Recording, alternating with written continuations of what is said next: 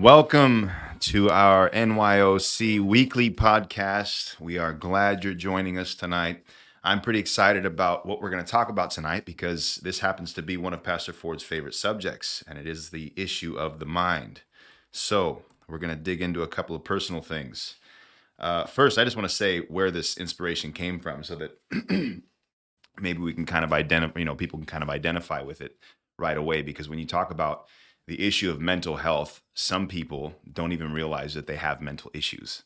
And so, talking about just the general human element, we were in San Diego a few weeks ago, and we went, actually, Pastor Ford and I went with a friend of ours who is a avid bodyboarder, or whatever you call it. It's a boogie boarder, sorry.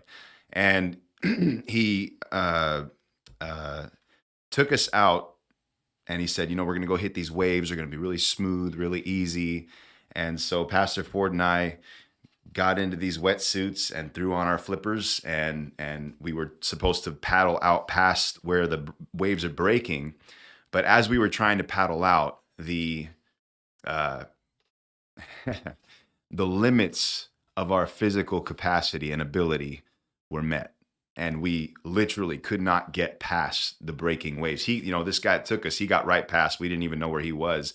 But as I'm going in, you'd have to kind of dive under these waves, and the waves would, move over you, and then you'd come up and you'd be in the trough in between two waves, the one that just broke behind you and then the one that's about to hit you again. And it was like one after another, and you'd have to dive under these waves to try and bypass them. But it got to the point where I couldn't even breathe. I felt like I was going to pass out. And so I just turned around and let the waves carry me back in. And I tried this twice and eventually just gave up.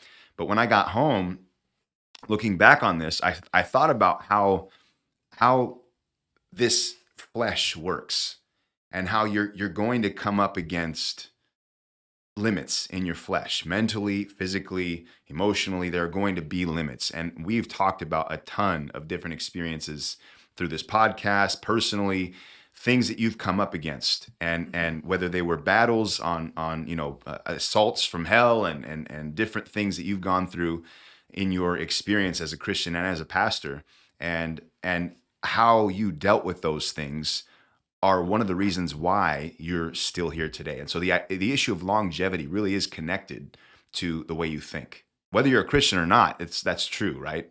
And so the first question I have is, what is the main difference between the way that Christians respond to mental limits? Not just things that, we're not, we're going to talk about like things like depression and, insecurities and stuff like fears that come up. But I'm talking about what is the difference between a Christian and a non-believer, an absolute non-believer. When I say Christian, I mean real Christian, a true believer. And you can see it, the way that they respond to life. When life throws curveballs, when life throws crazy situations, when they go through things that are completely out of their control, what is the difference between the way that they think about those situations and how they respond and those who are in the world? Well, just thinking about the whole idea of that particular moment, being out in the ocean. I've been in the ocean a lot. As a little kid, we lived in Southern California.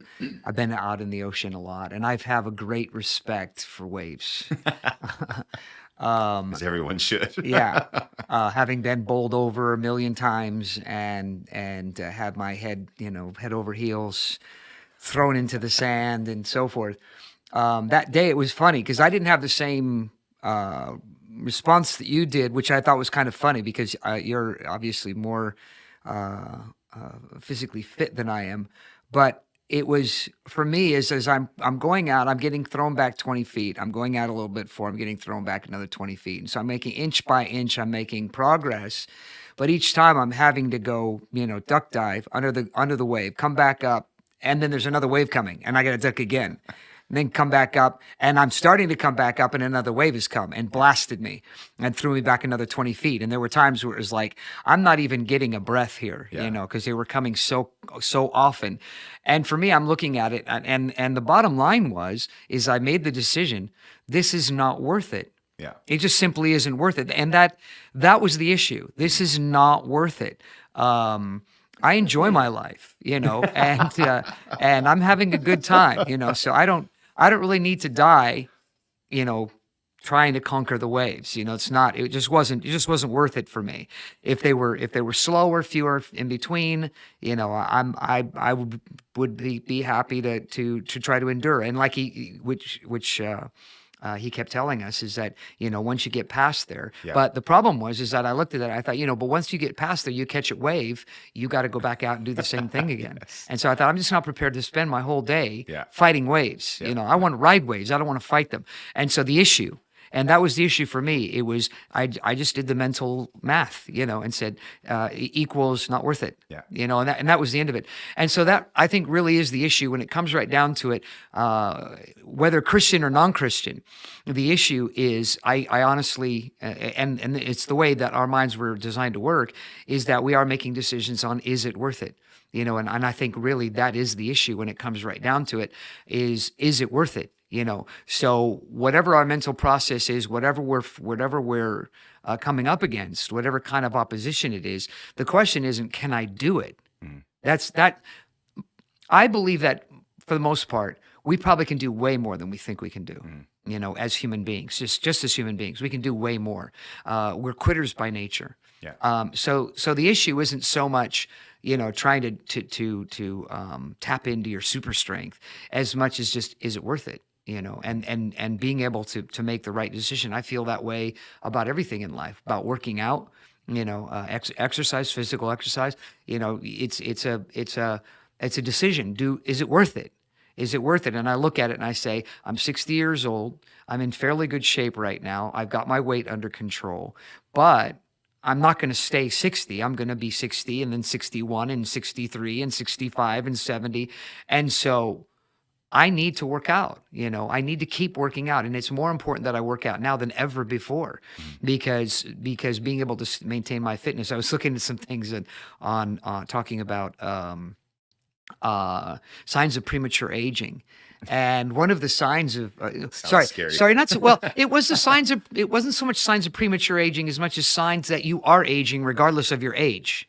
Things to look out for. And one of them was the issue of balance, which I thought was quite interesting. They said by 80 years old, it's almost literally impossible for a person to stand on one foot with their eyes closed. It's just physically impossible. They just can't do it anymore because of their age.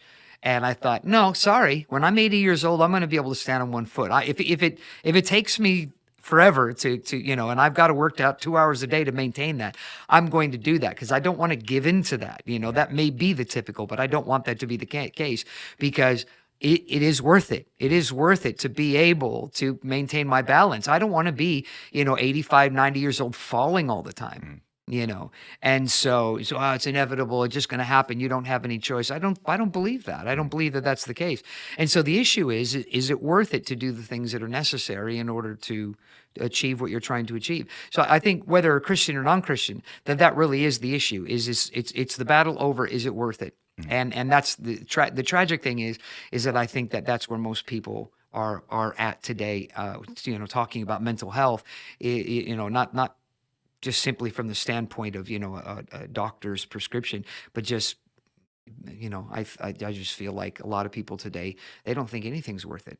It's just simply where it's gone, and so they've lost the battle mentally. So it doesn't really matter how old they are; they've lost the battle, and so that's the issue, really. I think when it comes right down to it, is it worth it? Okay, let me drill in a little bit more. So you've told me about a time that was so you were pastoring in Liverpool. And you said a whole bunch of stuff happened, or kind of close to each other. You said like a bunch of issues, and you were, and you can talk about these issues specifically if you want. But you said that there was a point where you're like, I'm done, I'm going home, and you in your head there was all these things were out of your control. All these events had happened, and you had a moment of mental battle. That's what I'm aiming at. You couldn't control the issues you were facing, but you could control how you responded to them. Yeah. And your first response was, I'm done, we're going home. Well, my first response is it worth it? Okay, so there's a foundation there. I get that. Yeah, That's what you just said. But that is everything. What is the That's process you take to move through that? So now you've made a decision. I'm staying.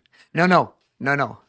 At the moment that I said I'm leaving, because I didn't think it was worth it anymore. Uh-huh. I did the math. Mhm. Okay, we're not seeing that many people get saved. We were somebody had gone to the newspaper and this totally fabricated fake, trying to show us as a cult. I come to realize later on a lot of these issues were things that I hadn't even understood all the dynamics of.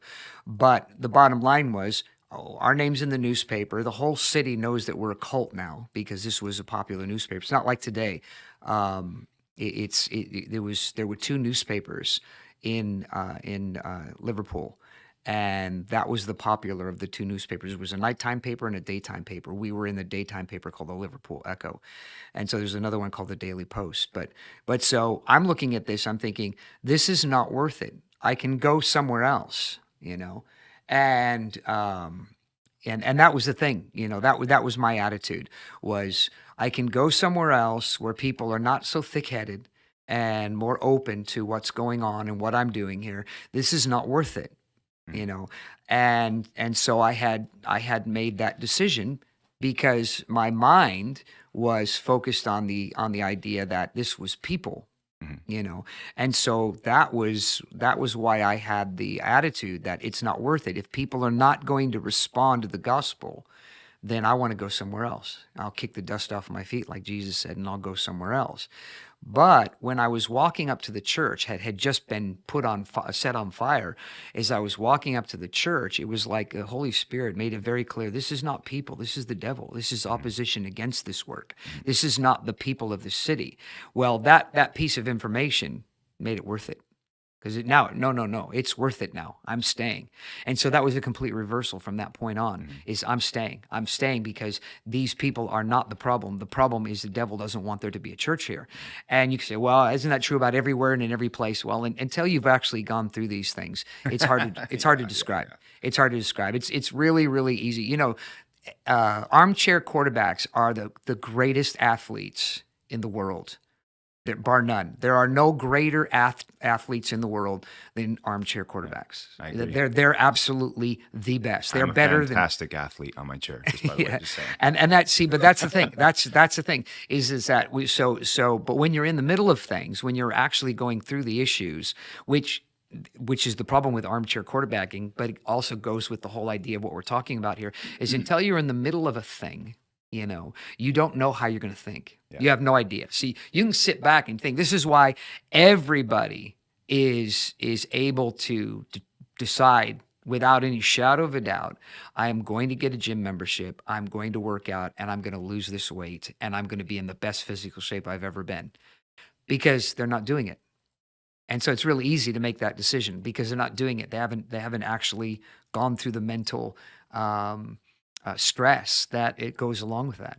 And so that's the issue. You have to be going through it before you can actually learn how to overcome.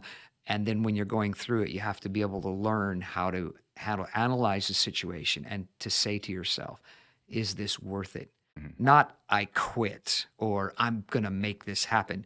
The issue is it worth it? That has to be the foundation. Okay. So a couple examples I want to bring up specifically based on that. It's 1 Samuel 30. David and his men go out. They're raiding all these different Philistine camps. They're obviously having a level of success in raiding the enemy, right? Mm-hmm. They come back to Ziklag and they find out that their camp has been pillaged by the Amalekites. Yeah. All of their women, their children, and old men and belongings are gone. They've been taken, slaves, captives, and loot. And so David obviously has a decision to make. The men are starting to talk about stoning him because they're blaming him for this whole thing. Mm-hmm. And the Bible says that David, goes off, he prays, finds direction from God. And the reason why I bring that situation up is because it's obvious that chasing after these guys is worth it.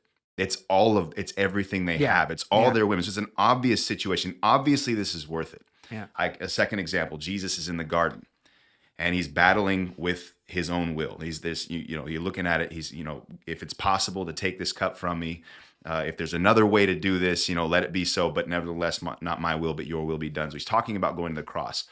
obviously, and we're looking at this from a outside perspective, obviously Jesus going to the cross is worth it, right? You can say that. Mm-hmm.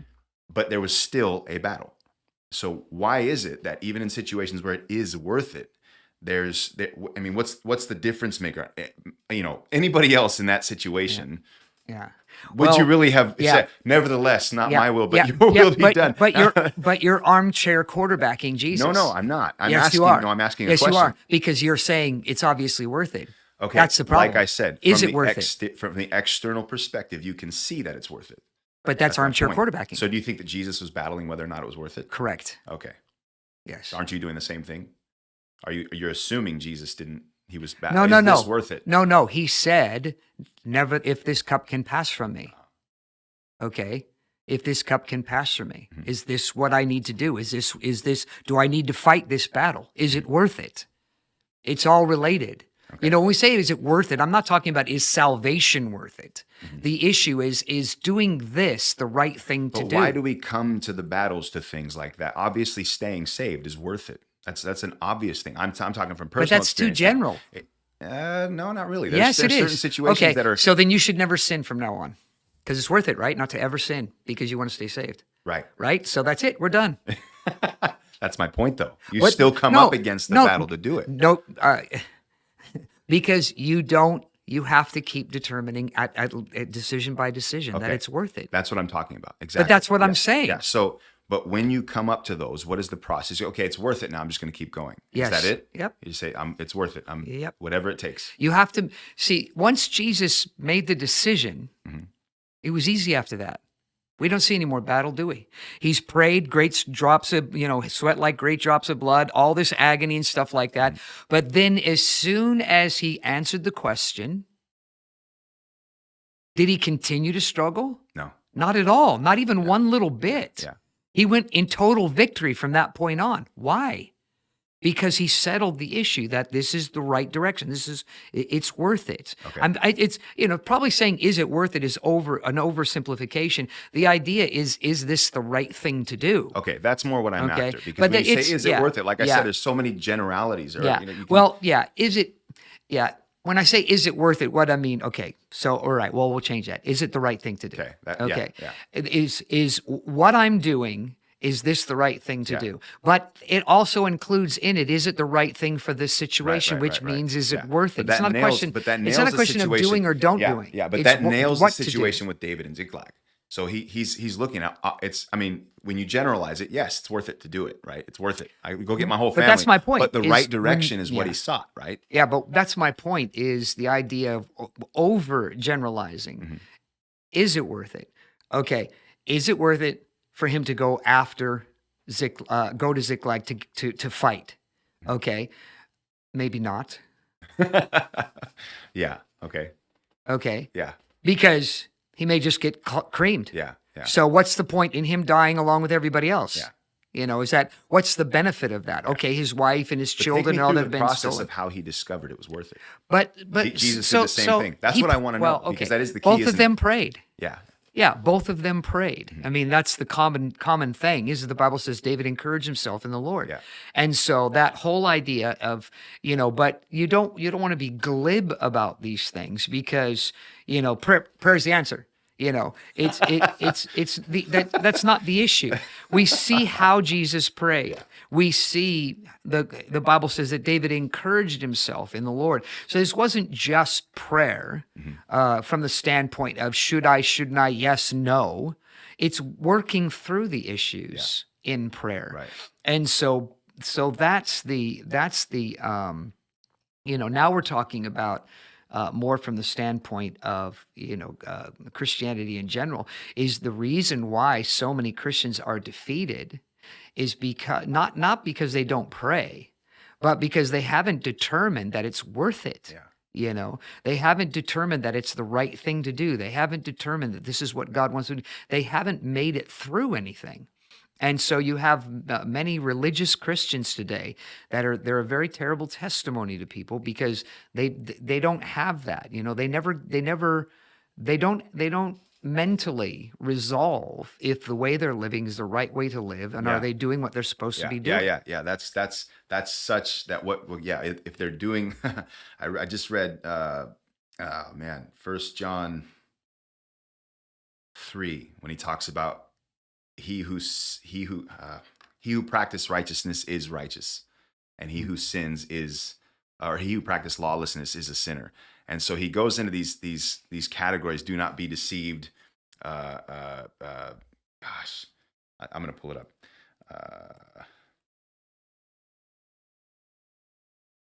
Should have put this in my notes.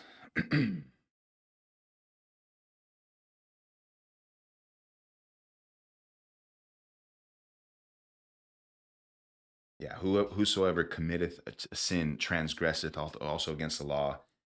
For sin is transgression of the law. But then he goes down to this part. He says in verse 20, I think. Yeah, for if our heart condemn us, God is greater than our heart and knoweth all things. Beloved, if our heart condemn us not, then we have confidence towards God. And so this actually struck me about the issue of having a guilty conscience, Yeah. and how when you have a guilty conscience, you can't really confidently come before God and get direction for circumstances you face, right? And so I had a situation. This is actually what drove me to even take notes about this whole issue. Is I was when we got back from vacation a couple weeks ago, I had this bad feeling, and I've had bad feelings. As a matter of fact, the last time I had a bad feeling that was this intense, and like forefront of my mind was right before I got fired from my last job. So I came home from Tucson conference, and I just had this, and I told my wife, I said, I have a bad feeling. I feel like something bad is going to happen. And so I actually started praying about it. And it was 3 days later, after I told my wife that, I had a meeting with my manager. My manager said I was under investigation for some stuff, and I was being accused of some things. There was all kinds of different factors. I'm not going to go into all the details of it, but I ended up getting fired from the job. And I saw it. I was like, wow, that was very interesting. It was almost like, looking back, I felt like maybe God was preparing me for the whole situation. It was like, get ready, it's Mm. coming. And so we get back recently from vacation, same exact thing. It was for like 2 weeks straight. I had this bad feeling. I was like, I don't even have a job I can be fired from. What exactly is going to happen? What I just couldn't figure out what the issue was. And so I fasted Tuesday. I fasted, and then we had our podcast on Tuesday night. Wednesday morning, I got up in the morning. I went into our family room and I started praying. And I remember I learned this from you, actually, the issue of metacognition, being able to like step outside yourself. And I remember praying and saying, God, I don't know why I feel this way, but I feel depressed. And I couldn't figure out what the deal was. And so I began to just analyze, am I doing okay in this area? Am I doing okay in this area? Am I doing okay in this area? And I began to just analyze all these different, but then it just dawned on me like, wow, I'm actually facing a mental problem, a mental battle in my head. And I felt a genuine level of depression. And so as I began to identify all these different areas of my life and just, am I still okay with Jesus? Is my relationship still good with God? Am I doing anything I shouldn't be doing? Is my conscience clear? And when I was able to answer these questions, I was actually able to do exactly what David did and encourage myself in the Lord. And I actually got victory in one prayer meeting. I fasted one day, prayer meeting, the whole thing was gone. It was like something was broken in my head. And I saw God's hand on what was happening. And the reason I bring that up is because when you have a guilty conscience, you can't get to places like that without deceiving yourself. And this in the scripture in First John, he literally says, "Do not be deceived. He who practices lawlessness is a sinner." And so that issue is what I'm talking about. Why is it that how come people can't get from you know how does somebody get a clear conscience first? Let's just go there. How do you get to a place where you have a clear conscience? What does it take? Um, well, it's interesting that you mentioned that because I was thinking about this, as it's funny as a pastor, when I first started pastoring, it was really about the vision, and it wasn't about a soul, it was about souls. And so everything was about quantity and having a number of people in the congregation and um, being able to go back to conference and talk about all the great things God was doing because of the size of the congregation, the types of people who were, in the church, involved in ministry, people that were disciples that want to preach, and and all those kind of things. And so I was really focused on that. But within the first, few years of pastoring, I realized, I'm going to go crazy if this is my focus, because that wasn't happening. It was one here, one there, one here, one there. And, looking back over 28 years of ministry, that really has been how it's been the whole time. Has been one here, one there, one here, one there. And then all of a sudden, these sort of moments of kind of awareness of, wow, God really has done something. I was looking over some of the old, I was going through all my old pictures. I don't have that many, so it didn't take long. But I was going through old pictures just to find out what they were, and came across some pictures of the church in Liverpool when we first got there. When we first got there, there was this couple, and they had really small kids they were from another church that started. I think their church closed down or something, and so they were coming to our church. And then there was an older couple and one single guy, and that was it. And that couple, the one couple, they came like on Sunday mornings. They weren't like really a part of anything, and so the kind of main body of the congregation, as it were these three, and that's all it was these three, and they were. That had been the case for like 3 years of the church's existence. There was just nothing that was happening. And then I came in to take over that, and they were all, the couple, the older couple, they were beyond discouraged. It was over. This church is never going to grow. And they were just looking for a pastor that would just want to stay and love them. Forget about other people and other people getting saved. Just, stay and love us, and everything will be wonderful. And which is, of course, I'm 30 years old, and I want to win the world to Jesus. So that's not going to happen. And but I remember, as I was looking at that picture and thinking, wow, I remember when I got there, I was like, okay, yeah, this is nothing. I didn't see it as anything. And then I found another picture that was probably, 5 or 6 years later, and it was a whole crowd of people. I mean, it was literally a crowd of people, because we had during that time, we had a bunch of refugees from the Middle East that had come over, and we had tapped into that and had been working with them, and so we had a number of them coming, and then we had a bunch of other people, and I'm looking at the faces of these various people and thinking, wow, this is amazing. God did such a great thing from this little 2 or 3 people to something really, really big. And those 3 people, never really became a part of that. They were there, but they never actually became a part of that. It just happened around them. And then, and so I was looking at that, and then looking at pictures when I first came here. And there was a very large crowd of people, and there were, I'm looking at all this, there's probably 40, 50 people there, and so I'm looking at this, and then I saw another picture of when we had moved to San Mateo, and it was a much smaller group, but it was all these people that God had saved. I mean, it was just people that God had saved. And I remember looking at all this and thinking, wow, how much I've changed, because I was much more excited about that picture of just a few people really saved than larger pictures of people that I knew had all kinds of weird ideas and things like that. And I thought about it. I thought, God, I'm so grateful for what you're doing. And now we're seeing a very similar thing happening here since we've moved to San Carlos, of just a few people that, like the testimonies that we had on the baptism that we did, on Saturday at the river. And I'm looking at this, and so I'm kind of going along to say that as a pastor, it's been it's shifted. It's not any longer about the large group. It's about the individual people, and the individual people. And so now I'm very aware of people at an individual level. And so your original question is, how do you have a clear conscience? Is really what I've noticed is that the people who have a clear conscience are the people that are honest, because the thing that was in common as I looked across all these years of ministry. I wasn't so excited about that first group of people. I wasn't so excited about that first group of people in San Francisco. I'm not so excited for these groups of people because they weren't genuine. They weren't genuine. They're in the picture, but yet I'm looking, and I know the story of all these people's lives, and how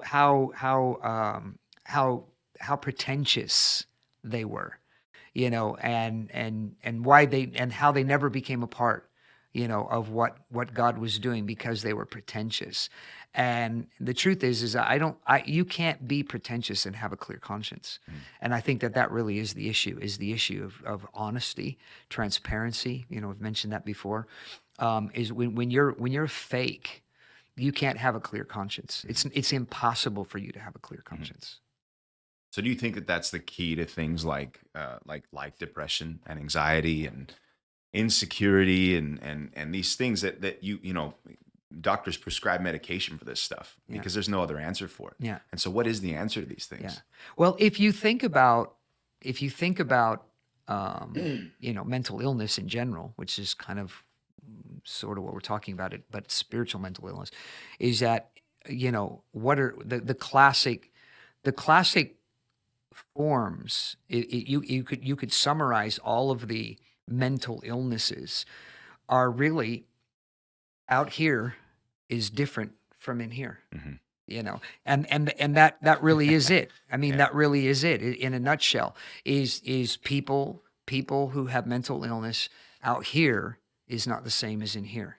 And there's no continuity between those two it's the issue things. of like double-mindedness. It is double-minded. Yeah, and that's why the Bible talks about the double-minded man is unstable in all his ways, because it is a measure of double-mindedness, but we have other names for it. We call it bipolar, schizophrenia, these kinds of things. And the reason is because people, they refuse to deal with this. They refuse to deal with the inside.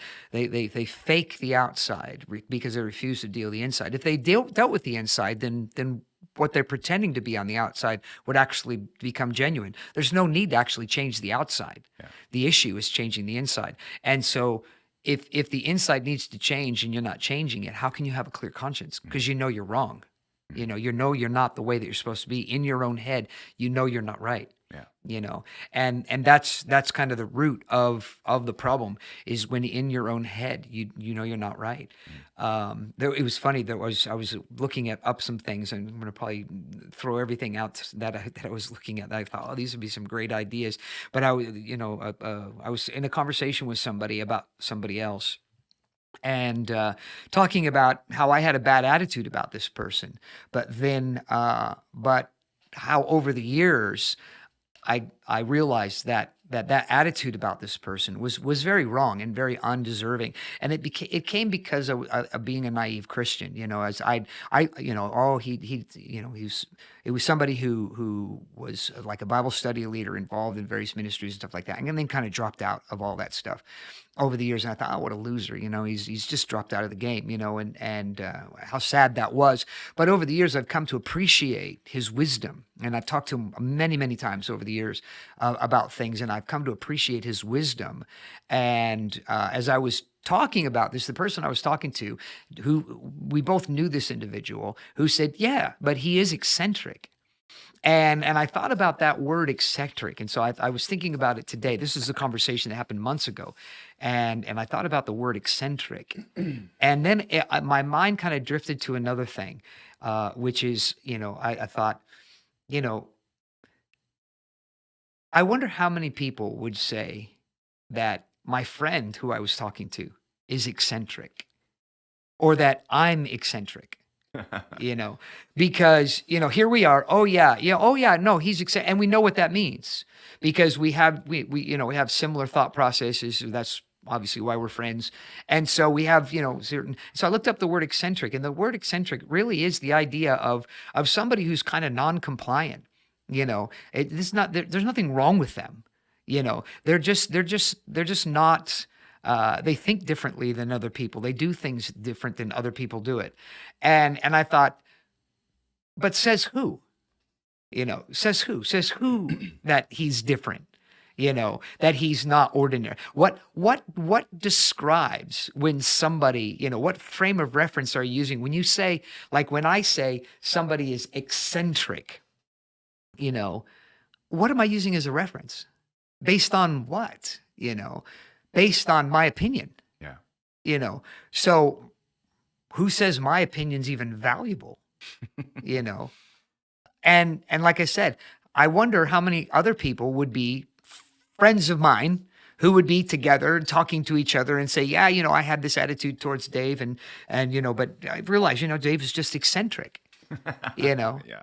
And it's like, what happens to a person when they say things like that person is eccentric? It gives them this sense of being more than they really are, that somehow they're normal, Yeah.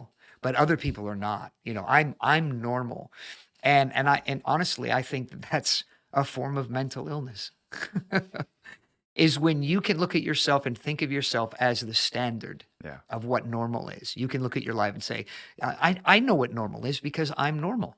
Mhm. When you don't live in anybody else's head but yours, it takes an average of 7 billion people plus to determine what's normal. Yeah.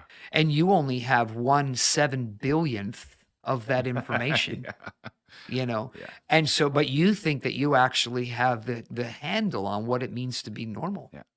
And so it's these kinds of things that I think are the foundation for a lot of mental illness, is because we really get these ideas in our head about things that really they really do take us off the beaten path. Yeah. And we're trying to function in society, and we have this attitude or attitudes about different people and different situations and things that we think are normal that other people don't share, because we are faking it. We're trying to pretend this is how we are. It's not how we are, but we're trying to pretend this is how we are, because we do have we do have an observation of normal, but we don't fit. Yeah. Yeah. you know and so it's like, how can you have a clear conscience? I mean, you'll be fighting with yourself. That's what the part of what that scripture he talks about. If our heart condemn us, or if our heart doesn't condemn us, that this is what it comes down to, is that it's this kind of a dilemma. It's this kind of an issue of, are our hearts unified? Is our hearts right with God? Is our heart, it's not, people look at that, they read that scripture and, it says, let me get it. He says, he said, if our hearts condemn us, God is greater than our heart and knows all things. That's not talking about something positive. That's pretty scary, actually. That's just saying, well, good for you. Luckily, Yeah, God's yeah. greater than your silly, weird, messed up heart. Yeah. Not that it doesn't matter. Yeah. It's not a question of that it doesn't matter. It's that if you're jacked up, thank God that God can fix you. But there are people who read that and they go, I don't have to fix my heart. It's okay. I don't have to fix my heart. Yeah. I can stay jacked up. Yeah. This is You know? the thing you've mentioned this before, when people say, God's bigger, but God's Yeah. bigger, and they just Yeah. like toss it up as if Yeah. like I'm no longer responsible because God's bigger. But I remember, oh man, I lost my train of thought.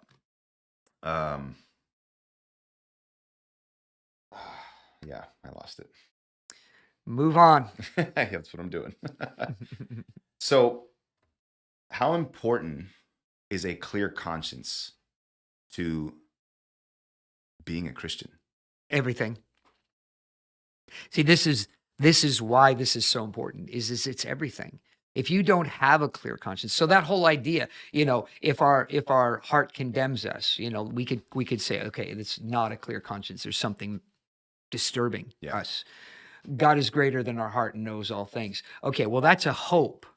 That's all that is it's a hope. But as far as actual effectiveness in relationship with God, if you don't address it and you get yourself to a place where your heart's not condemning you anymore, then you're going to be just be jacked up for the rest of your life. It's not, that's not going to go away.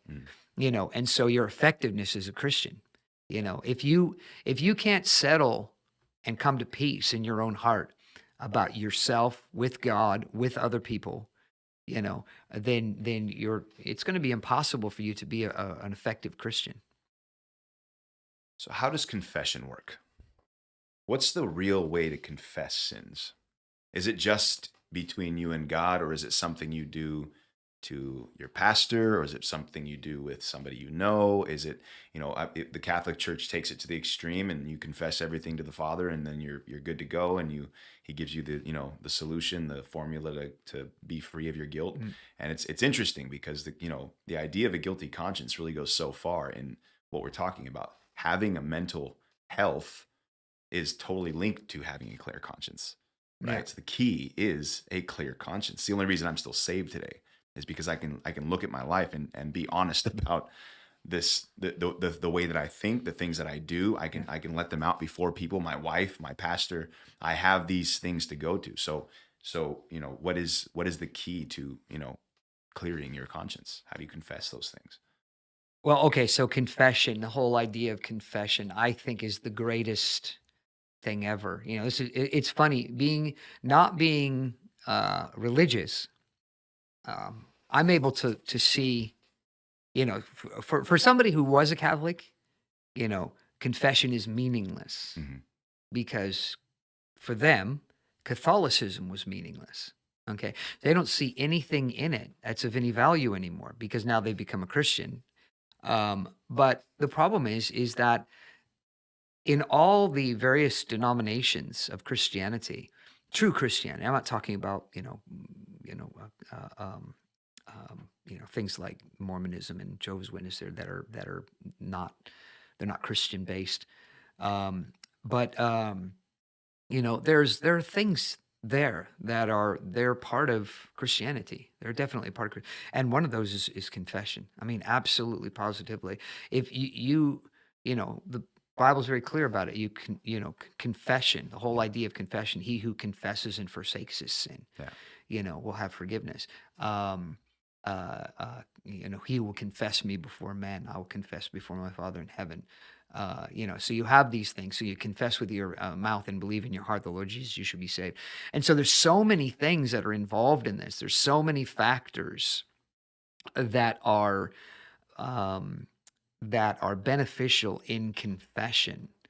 Um, and the reason is because confession is really the way for yourself to air out, to deal with your conscience Yeah. when your conscience is bothering you, to be able to confess it. But it's amazing to me that how there are people that are so fearful of what people will think of them when they tell the truth, and confess. But yet those people, it's funny. I'm looking, it's, churches, for me, church is a very interesting thing because as the pastor, I've counseled everybody, at some point. And so I've heard the real them. I've seen the tears. I've seen the problems. I've seen the kind of difficulties they have. I also see the things that they have come and talked about with me, but they are not addressing. Mhm. And so I see this. And then I watch them interact with other Christians in church. And I think, how can you do it? How can you be so fake? How can you be so pretentious? How, not to do to the act of doing that, but how do you keep it together in your mind? I mean, how are you able to keep from going insane? Mhm. Just literally losing it because you're being so pretentious and so fake and so not you. Mhm. And just pretending things. How do you do it? For me, it's a real mystery, because I think you are destroying your mind. You're literally Mhm. destroying your mind. I get this mental image of somebody who's literally going around inside of their head with a hammer, just bashing everything that is in any way, shape, or form solid or stable. They're destroying it. They're just beating on it, and this is the reason why people end up having to take medications Mhm. and things like that is because the medication is a way of putting a sponge around the hammer. Yeah. So as you beat on yourself, Mhm. it doesn't do as much damage, Mhm. and but yet that process still continues, Yeah. and so if you stop the medication, then you take the cushioning off the hammer and you just start beating yourself all over again. It's not corrective. Mhm. And so confession, it's a way of making yourself accountable, because you say, listen, I'm jacked up here. This is a mess, Mhm. and I want to confess this to somebody. I do it with my friends. I have a good friend, Mark Crumpler. I will do this with, or I'll do it with my pastor. When I feel like uh, in some area of my life, I'm not thinking the way Jesus would want me to think, Mhm. and I'll confess it, and say, listen, I'm really having a hard time with this. I'm really struggling with this because I know this is the right thing to do, but I can't get my head around it. And I find often just the verbalizing of that all of a sudden, and I found this as a young convert as well, as I would talk with older Christians, older saints, or wiser saints. And I still do this to a lot, to those who are wiser than I am in the things of God. I'll ask them questions about things, and I'll tell them about my stupid ideas about things, the dumb things that are going on in my head, because I want them to, I want to hear myself say it, and I want to hear their response to it, to find out how far off the mark I am. And it's amazing the number of times that even in saying something, I change my opinion about something. By trying to describe it, my mind is actually coming up with solutions, to those things. And it's an amazing thing that when you seed your mind with truth, um, your mind will begin to subconsciously provide you the answers. There's that book I was talking about. The book is called Owning Your Own Mind. Mhm. M- Many people would read it, and if you read books by Napoleon Hill, you wonder, this guy sounds like a spiritualist, or some kind of a pagan or something like that, because a lot of the words that he uses, they sound very pagan, but the truth is he's really tapped into uh, concepts about people, and about how people function, and about how, and they're biblical Mhm. concepts. They're not non-biblical concepts. They're very biblical. It's just you have to know your Bible well enough to know those concepts. Otherwise, you'll shut them down, because you'll listen to it and go, oh, no, no, no, that's not of God. That's the devil. Because you don't know the Bible, and you don't know it well enough to be able to understand concepts. And but he talks about this idea of how when you seed your conscious mind with the right information, your subconscious mind will join in, and it will come up. So when you set, I was talking to a young guy, um, uh, Junior, Elon Mhm. Junior, and we were at the lake, or at the river, and I told him, I said, I was talking about, you know, I I I needed a paddle, for my inner tube. I said I needed a paddle, and I was talking to him, and then I said, listen to me, I said, I want to teach you something. I said, I thought to myself, I need a paddle. I found a stick, and that stick would work for a paddle, but the problem was the stick was too flimsy, and it wouldn't do well. But I said, I need a paddle. And I was consciously saying that to myself. I need a paddle. And as I looked around, I just basically just looked around, and I said, Junior, I said, I was just telling myself I need a paddle. Made it a conscious thing in my mind, with a determination to find out, to actually, I'm going to have a paddle today. I'm going to have one. Not I'm going to think about one. I'm going to have one. And I said, look over there. And it was way, way, way on the other side of the beach, was this huge stick. I mean, it was like this big around. The other one I had was like that big around, didn't do anything. Huge stick, big around, this big around, just sitting there on the shore. Like it just showed up out of the blue. It almost as if it wasn't there before, and now it's there. And I said, that's called creative thinking. When you can begin to think like that, when you can creatively think, you will find that your subconscious mind will jump in and will begin to help you to be able to find things, and to be able to find answers for things. And I said, so there it is. And I didn't need a paddle after that. This worked perfect. I could just poke it into the ground, and I could get myself all over the river, no problem. I didn't need anything else for the rest of the day. But I told them, I said, I needed a paddle so that I could get around the ocean, around the river. And when I decided I'm going to have one, I found one. But it came to me. I didn't go get it. I didn't have to think of how to fashion one, how to, it came to me. And there's a real powerful truth in confession. That's the very same thing, is that as you're confessing things and you're being honest and you're you're bearing your soul verbally, Mhm. then your subconscious mind will get involved and help you and provide the solutions Mhm. for those things. You just do this, that, or the other thing. We would call that the Holy Spirit, or things like that. But the truth of the matter is that when we talk about the Holy Spirit, we talk about the Holy Spirit from the standpoint of, this sort of dreamy, conceptually thing. He's a person. He's a person. Mhm. And I'm going to be talking about this Sunday. Is just the whole idea of being led by the Spirit. Is people get these dreamy concepts of being led by the Spirit. Now, being led by the Spirit is when God says, "Do this, do this, Yeah. do this." But God's never going to say, "Do this, do this, do this," unless He has you. Mhm. So again, the issue of airing of unburdening your soul through verbal confession is very, very powerful, that everything within you begins to get involved. And when it is connected to God and the things of God, then God gets involved.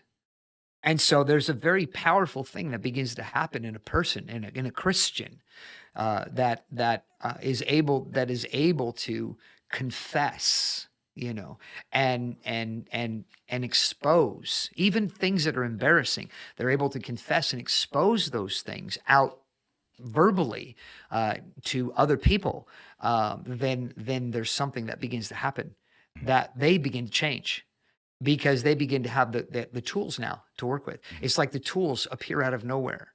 And you can be able to deal with these issues because you realize this is my problem. I mean, some of those testimonies were so fantastic of just, how mentally dis, the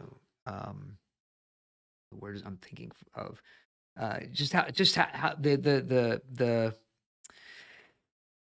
tormented, that's the word I'm looking Mhm. for, how mentally tormented they were.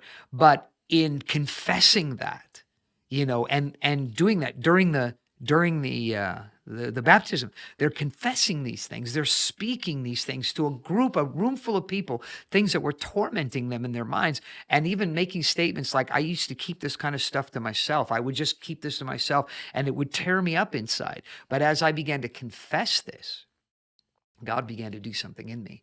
And so there's something very, very powerful, very, very healthy mentally when you can confess. Mhm. We have a question. Actually, we have a few questions. How does forgiving yourself play into having a clear conscience? Do you think people really don't forgive themselves? Um, the you have to be careful with this idea of forgiving yourself, because this can be one of those useless self-esteem techniques. That you have to forgive yourself. And what often is being said is excuse yourself, Hmm. not forgive Yeah, yourself. yeah, It's yeah. excuse yourself. You're saying, I don't have to be upset with myself because I did that. No, you should learn how to be able to be upset with yourself when you do something you shouldn't do. Mhm. You should be able to do that. David does that. He said, "Soul, why are Yeah, you yeah, cast yeah. down?" He's mad at himself. He's saying, "Hey, you loser, you know, Yeah. what are you doing?" Yeah. You know, and he can take it from himself. And so you need to be able to do that. And so we have to be careful when we talk about the idea of forgiving ourselves. But the idea, there is a place for it. But it shouldn't be a common experience. It shouldn't be something that we're always doing. It should be reserved for times where we genuinely feel incorrectly ashamed for things that have happened to us. Mhm. And we say, I was responsible for this. And when you really weren't, when you genuinely weren't responsible for it, like a violation, some kind of violation, a molestation or something like that, where you feel like, well, maybe I caused this. you know. And it's like, no, there's nothing you can do to deserve that, to be like trying to say a woman who was raped, well, it's because of the way you dressed, you deserve to be raped. No, the way you dress is foolish, but you don't deserve to be raped because you're foolish, Mhm. you know. And so there needs to be an ability to say, you know what, I did this, it was foolish, you know, but I don't deserve to be raped, and so you deal with the issue is, the issue itself. You don't, so, but like I said, so what I'm saying is that's something you want to be careful with, the idea of being too caught up in the idea of forgiving yourself, Mhm. because it does become excuses. Mhm. We feel it becomes, I feel sorry for myself, I excuse myself. That all kind of it spills into that idea of forgiving yourself. And so in my mind, I'm trying to think of the number of times in my life where I had to forgive myself of something, and I'm having a hard time. I'm having a hard time actually coming up with anything that I had to forgive myself of. But I will say that uh, there have been many times in my life where I have had to understand that I need God's power to overcome something, and have laid a hold of God's power to get the victory over something that I may be struggling with, but I lay a hold of God's power to overcome, Mhm. and so you have to be careful, I think, with the idea of getting too caught up in this idea of, I put that at the bottom. I'd put that at the bottom. I wouldn't Yeah. I wouldn't call that the any kind of tool. So what about seeking resolution to things? Maybe that's the better direction to go with, instead of forgive. It's not, maybe not forgiving yourself, but often needing to resolve things that you, in your mind, you're like, I need to forgive myself. Maybe you just need to resolve the issue.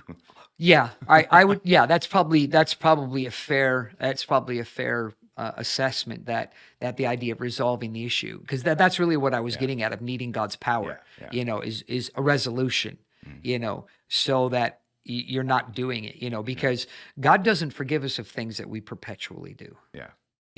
So we shouldn't forgive ourselves of things we perpetually do either. Yeah. We should get God involved in it, and get either delivered, his power, some kind of overcoming. Yeah. Another question: how do I know what I think until I hear what I say? Oh, that's an interesting Yeah, I question. think that's kind of a rhetorical question. I don't think that's meant to be uh, answered. You can throw a correction in there if you want, Brian. Yeah, no, I think Um, that's being rhetorical, because I know what I think, because we talked about yeah. it, metacognition, Yeah. the Yeah. ability to be able to think about your thinking, Yeah. and so That's actually you don't. unique to humanity too. Yeah, you That's don't have only to. you have Well, that power. yeah, unique thinking is unique to humanity. We don't even need to go any further than that. Animals don't Self-consciousness. You can think. think about Yes. your thinking. Yeah, being self-aware. And so so so you don't have to articulate Yeah. everything in order to understand what you're thinking. Yeah. The idea, and the whole point I was making, is the idea is that we do have two states of thinking. Is we have, it's been looked at different ways, as faster and slower, conscious and subconscious, these kinds of things that are there. But you can consciously, you obviously can't think about your subconscious, because you're not conscious of it. You Yeah. can't do it. But you can think about your conscious thinking, and you can articulate it in your mind. It doesn't have to become a verbal thing. The verbal thing is actually something in addition. It's not just thinking words, it's actually saying them. And so I don't want to miss that point, is that it's saying the words, that it puts, it brings them out into the open. It puts them, so like I said, the whole idea of, you've got your brain, you got your mind, and then you've got the outside world. And confession is a way of linking those two things together. Who should you confess to?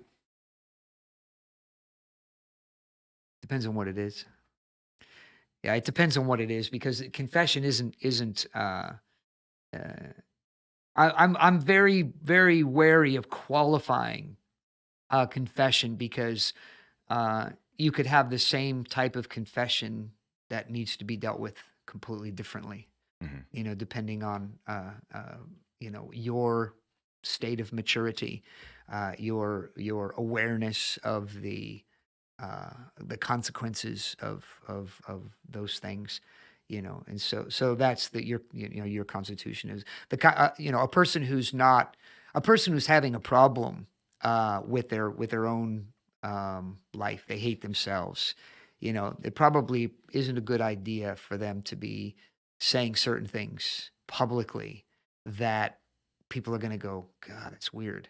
you know Yeah. but if you're the kind of person that has a very strong confidence in yourself, then something like that could be said publicly, and you say, I don't care what people think. It's not weird. I'm trying to help somebody else. You're the weirdo for going so deep into something that came out of my life. What do you think? You've never done anything wrong? Yeah. Yeah. You don't have anything inside of you. And so it's hard to really quantify. So it depends on what the confession is. Depends on what and you and a lot of factors. There's Yeah. a lot of factors that are But involved. what would you tell? I mean, so you're not really giving an answer though. How do you, what do you tell someone? Hey, you got something weighing on your mind. Who should you talk to? Like, what would be like somebody who can help you. Okay. Somebody who can help you. I'll just leave it there. Somebody who can help that's you. good. And even that, when I say that, it needs to be said literally, somebody that can help you. And so I know that there will be people that will hear that and they won't go to people that can help them because they don't think those people can help them. Mm-hmm. And so that's what I'm saying is somebody who can help you. You may not want their help, but they can.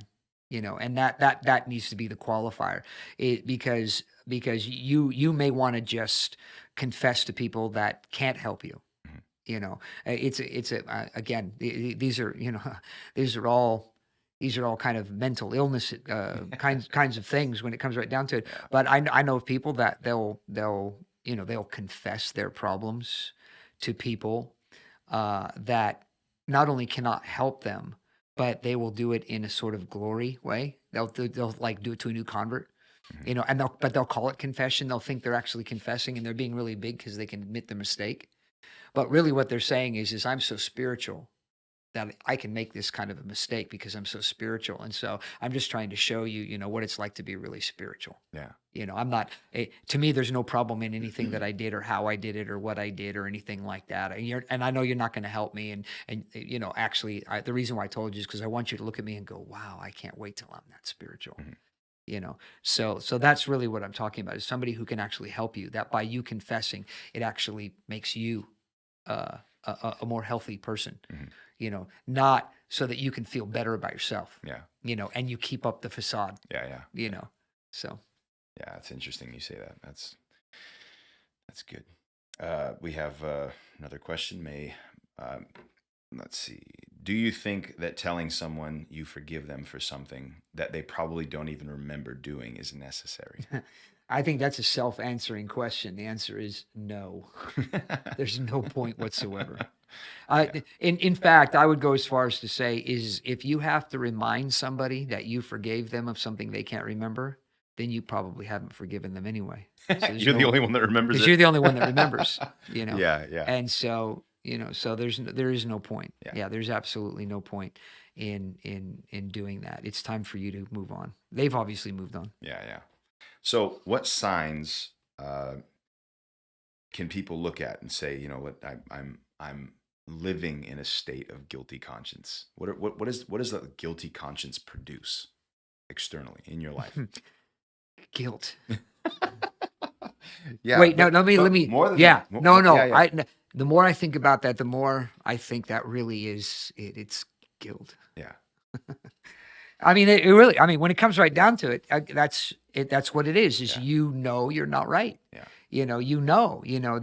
There's again this idea of which is even more interesting to me is the whole idea of metacognition.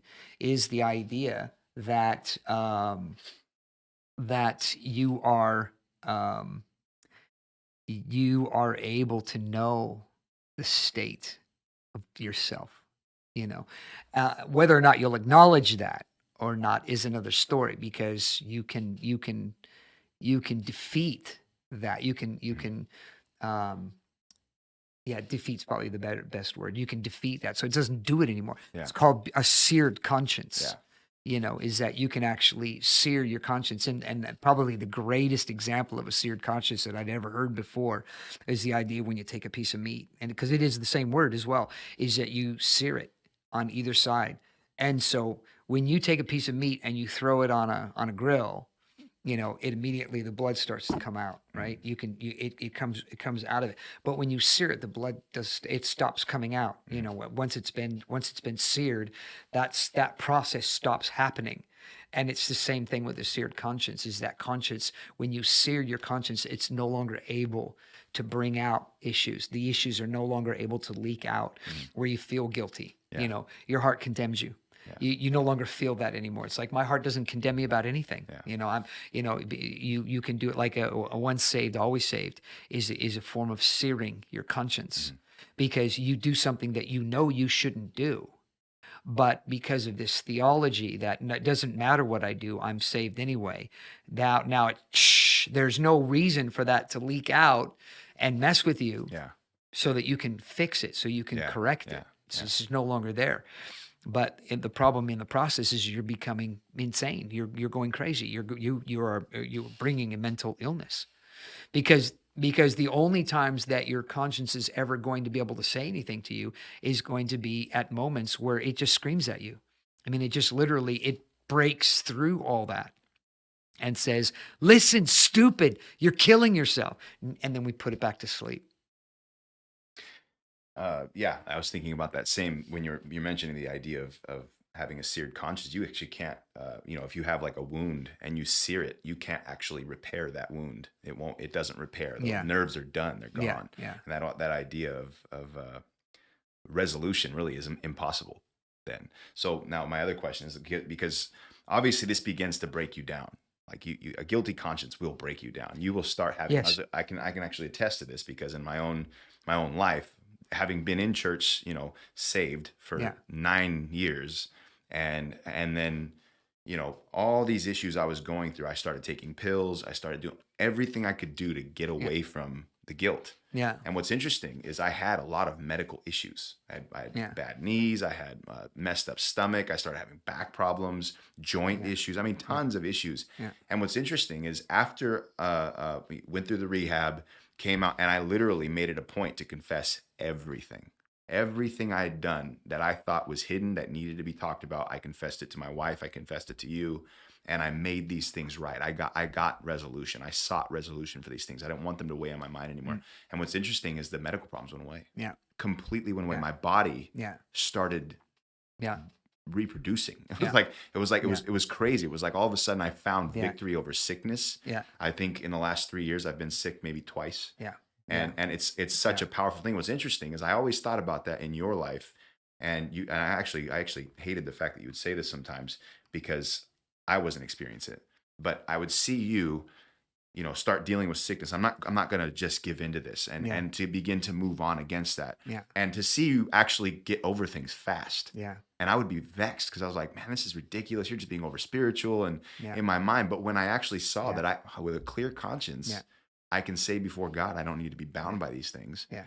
It's interesting how you have victory over your flesh. Yeah. Well, sickness is spiritual. Yeah. I mean, it's related because it's the same thing. And it's interesting that you brought this up because this is the thing is that it is very, very, very common that people are not doing well spiritually, not doing well physically either. The two do go hand in hand because, when mental, not just the mental element of it, but their physical body. Yeah. I've seen people, they're in their 30s.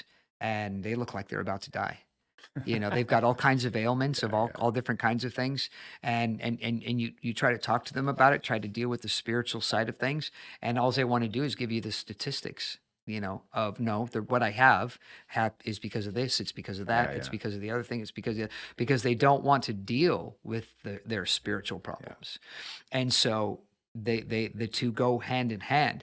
It's ironic how, people can have a doctrine. They can have a doctrine that they believe in healing as a doctrine, but yet as a practice, it's all down to modern medicine. I mean, almost 100% is down to modern medicine. They can't get victory over these things. And they say things like, I prayed about this and nothing happened.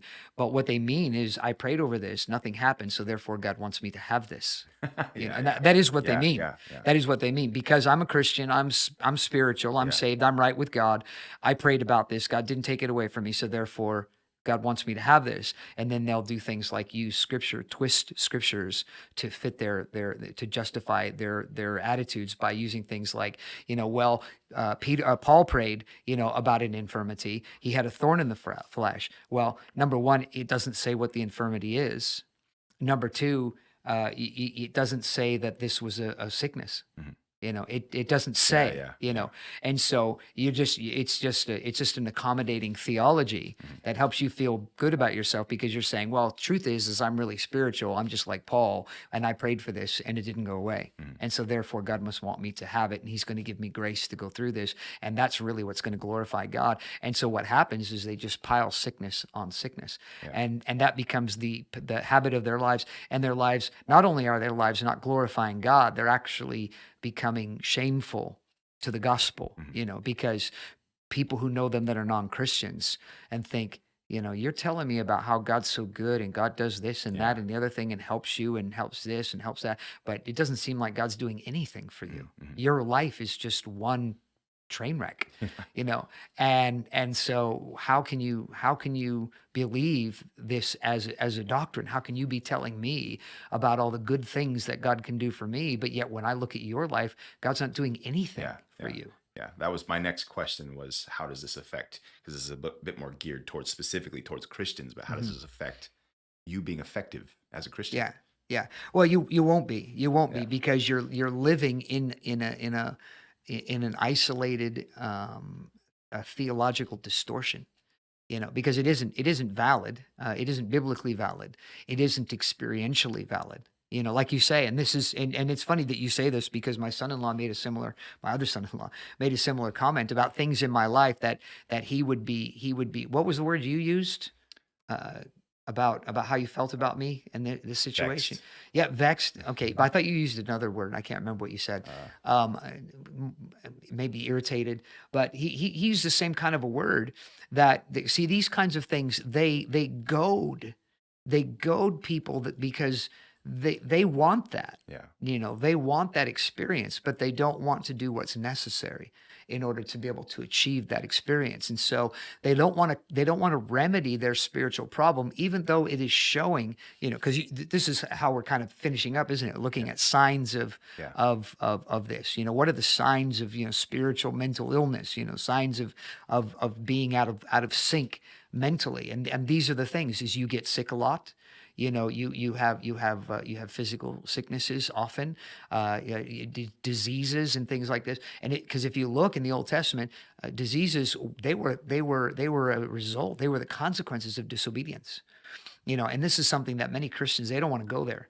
They don't want to talk about that. Is that there's many things that have to do. That's why it's such a powerful thing. We talk about forgiving people Yeah. and the kinds of things. Even my grandson, who's 6 years old. Yeah. I think he's six. Yeah. Yeah. 6 years old, was healed from. He's been having chronic back problems.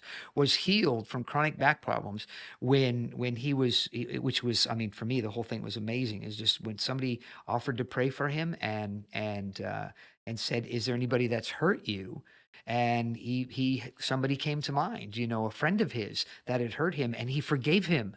And in forgiving him, his back was healed and is still healed to this day. Yeah. And so it shows you how connected the physical and the spiritual are.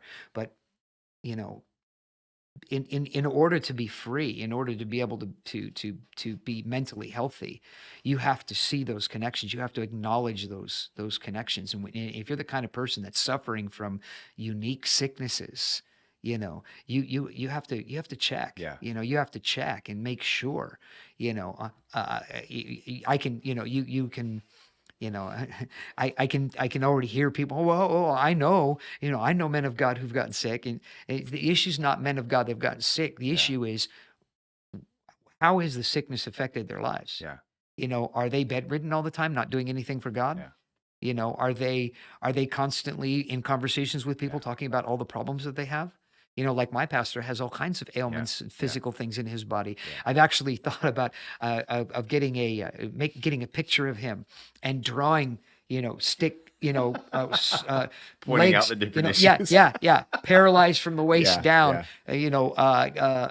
right rotator cuff yeah, torn, yeah. hip, 0% hip flexor on this side, 20% hip flexor on the other side. Just circle Shoulder all these, problems, yeah, sicknesses, leg cancer. cut off, cancer Yeah, of the yeah.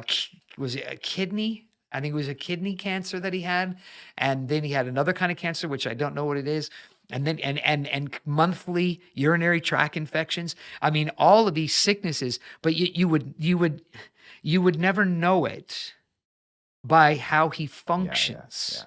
because it doesn't affect him. By the way, pastoring a church of Yeah. yeah, While and pastoring a very church of hands-on 800 as well. people. Very Yeah. hands-on. Very hands-on, writing a book. Yeah, writing. Came here to preach for Yeah. us. All these things is none of these things have become his identity. Yeah.